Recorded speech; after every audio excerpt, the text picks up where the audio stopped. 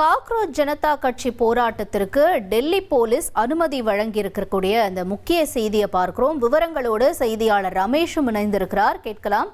ரமேஷ்குமார், என்ன விவகாரத்தை முன் வச்சு இந்த போராட்டம் நடத்த அனுமதியும் கொடுத்திருக்காங்க? மேலும் இருக்கக்கூடிய சூழல் என்னவா இருக்கு?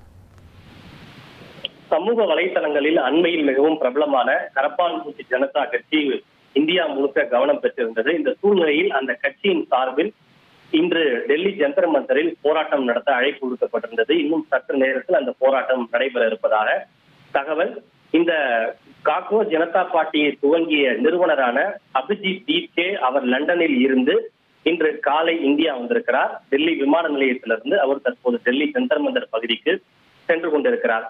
இந்த காக்ரோச் ஜனதா கட்சி இன்று நடத்தக்கூடிய போராட்டத்தின் காரணமாக டெல்லி முழுவதும் முன்னெச்சரிக்கை நடவடிக்கையாக அசம்பாவிதங்கள் ஏதும் ஏற்படாமல் இருப்பதற்காக 1000க்கும் மேற்பட்ட காவல்துறையினர் பாதுகாப்புக்காக குவிக்கப்பட்டிருக்கிறார்கள். இதை தவிர போராட்டம் நடத்தப்படக்கூடிய டெல்லி ஜந்தர் மந்தர் பகுதியிலும் 1000க்கும் மேற்பட்ட காவல்துறையினர் முன்னெச்சரிக்கை நடவடிக்கையாக குவிக்கப்பட்டிருக்கிறார்கள். இன்று காலை டெல்லி விமான நிலையத்திற்கு வந்த அபிஜித் தீப்கே, இவர்தான் அந்த காக்ரோச் ஜனதா பார்ட்டியினுடைய பவுண்டர்.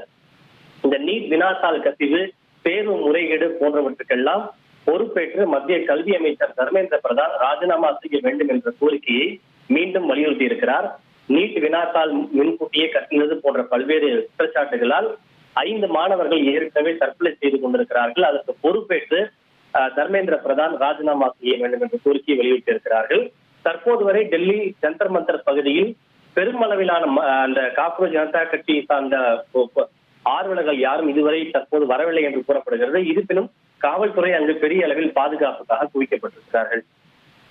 உங்களுடைய தகவல்களுக்கு நன்றி ரமேஷ்குமார். காக்ரோச் ஜனதா தளம் சார்பாக இன்னைக்கு ஜந்தர் மந்தர்ல போராட்டம் நடத்த இருக்கு. இதற்காக போலீஸும் அனுமதி கொடுத்திருக்கக்கூடிய நிலையில நிலவரத்தை செய்தியாளர் ரமேஷ்குமார் வழங்கிட நாம கேட்டோம்.